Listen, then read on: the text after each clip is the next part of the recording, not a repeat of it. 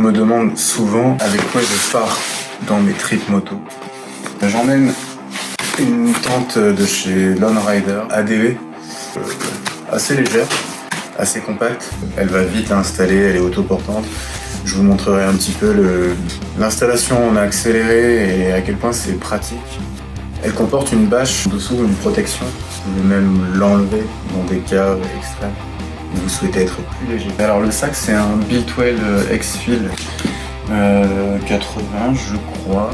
Il comporte une trousse à outils. On peut ouvrir directement sans avoir à ouvrir tout le sac.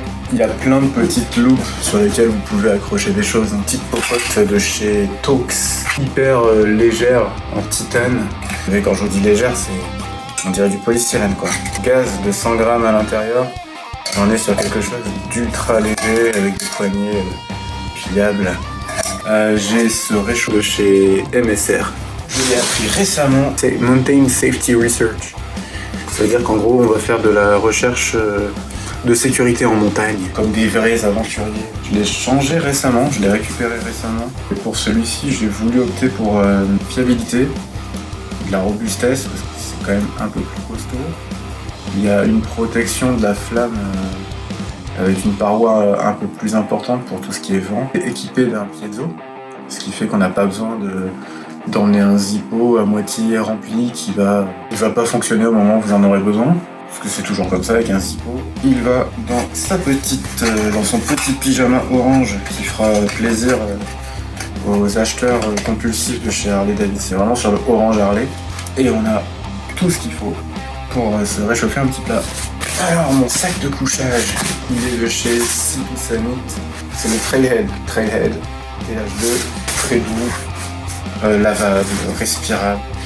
Il a une ouverture au niveau des pieds, donc quand il fait chaud, ça permet de s'aérer un petit peu. Il est livré dans un sac de compression, ce qui fait qu'on peut vraiment bien le tasser dans le sac. Je prends des petites microfibres parce que quand il pleut, c'est-à-dire toujours, c'est bien pratique de pouvoir essuyer rapidement soit sa visière, soit son téléphone, soit son GPS. C'est mon nécessaire d'hygiène, il y en a beaucoup trop. Il suffirait de prendre un petit flacon de gel douche et visage. Cheveux, pieds, corps, lavage de vaisselle et récurage du chien. Mais la réalité c'est que je suis un peu coquet et j'aime bien avoir mon déo, mon anti-moustique, mes cotons-tiges, des 2-3 bricoles qui font que on se sent frais le matin quand on démarre sa journée. Mon matelas, c'est un Sea to Summit également, c'est un Netherlight XT, top, il fait pas un bruit, il est compact et hyper confortable, il dispose d'une valve qui lui permet d'être tout simplement gonflé grâce au sac de protection. En fait, ça fait une poche et ça permet de ne pas souffler directement dedans et donc d'éviter tout ce qui est moisissures, champignons et compagnie qui se développent. J'ai aussi craqué sur une petite chaise Helinox Chair Zero qui est top également, elle est hyper compacte, très légère et c'est quand même hyper agréable de pouvoir se poser de temps en temps quand on a fait de la route. Donc juste s'asseoir, ce confort là c'est de la place bien sûr dans le sac, mais je peux pas m'en passer. Et ma petite lumière, ma lanterne de tente, elle vient de chez Decathlon, c'est vraiment le premier prix. Hop, mon change, t-shirt, sous-vêtements.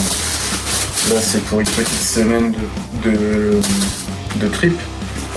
En termes de confort, on parlait de la chaise, mais ça c'est aussi pour moi un indispensable, un petit coussin. Et Decathlon également, Trek Pillow, donc c'est un oreiller de Trek. Il fait 170 grammes, vraiment, c'est vraiment tout petit. Redémarrer une journée en ayant bien dormi, surtout quand on dort sur le côté, avoir un coussin qui est adapté à ça, c'est top. On parlait de péripéties aquatiques, j'ai pris un poncho qui sent affreusement mauvais. Il n'y a pas un indice de protection complètement fou. Il est horriblement moche. Pour avoir fait des festivals avec 3 jours de pluie, 3 nuits de pluie, être au sec dans des moments où t'es pendant 3 jours d'affilée non-stop, chaque seconde exposée à la pluie, c'est un luxe indispensable. Cas inverse, dispensable, on a cette superbe corde à linge qui m'a vraiment fait marrer, de Sea to Summit, toute petite, miniature. On l'accroche au guidon de la moto ou à un arbre. Elle se déploie des petites attaches comme ça. Et en fait, c'est hyper pratique pour faire sécher la serviette, les bottes, les trucs mouillés. Et vraiment, ça prend zéro. Mais alors, zéro place, quoi. Ça, c'est un petit tarp pour protéger, pareil, du vent, de la pluie. Un sol en dur, en dessous d'une abside de tente, par exemple. Poser la veste, les bottes, les affaires de moto, le casque, et pas le mettre en contact direct avec le sol. Il y a mon petit marteau MSR. Ça sert à planter tout simplement les pics de tente, et les enlever. Et aussi, parfois, d'autres utilités mécaniques. Vous avez vu, la pluie, c'est devenu vraiment un sujet pour moi. J'en ai tellement souffert quand je suis parti au Royaume-Uni, en Bretagne et dans bien d'autres pays des Hauts-de-France. Tout ce qui est aquatique, pour moi, c'est vraiment un truc qui te tape sur le moral, qui rentre vraiment dans tes os, quoi. C'est impossible d'être en confort avec la pluie sur du long terme, quand tes chaussures sont mouillées, quand tes chaussettes sont mouillées, quand il n'y a plus rien de sec sur toi. J'ai trouvé un truc horrible. C'est des surchaussures en silicone. Alors quand tu roules et que tu prends la flotte pendant des heures et des centaines de milliers de kilomètres, bah t'es bien content d'avoir cette merde, parce que ça protège tes pieds, tes bottes, tu restes un peu plus au sec.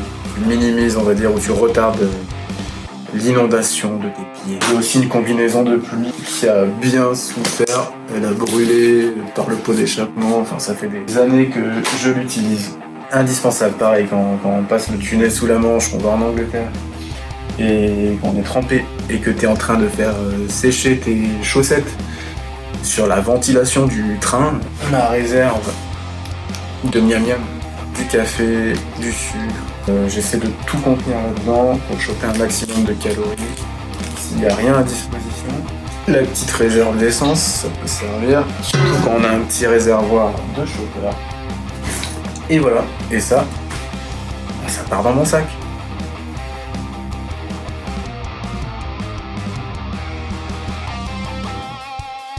Au niveau des outils essentiels à la réparation, au bricolage de fortune de la moto, mais pas sur de la réparation de longue durée, pour aller dans une ville où potentiellement quelqu'un pourra faire quelque chose de plus costaud ou une vraie réparation. On est sur de la réparation rapide. On emmène une clé avec duct tape autour. Pourquoi ?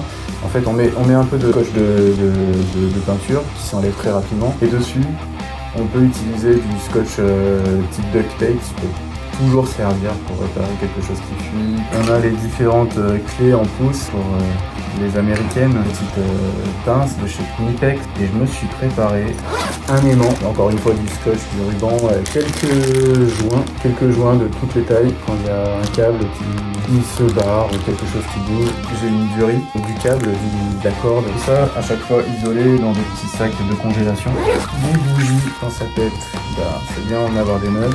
Tout ce qui est ici, on a un relais, on a du câble électrique, on a encore du Colson, parce que j'adore le Colson. Des Wago qui permettent de faire des réparations de fortune quand tu as un phare qui ne marche plus, etc.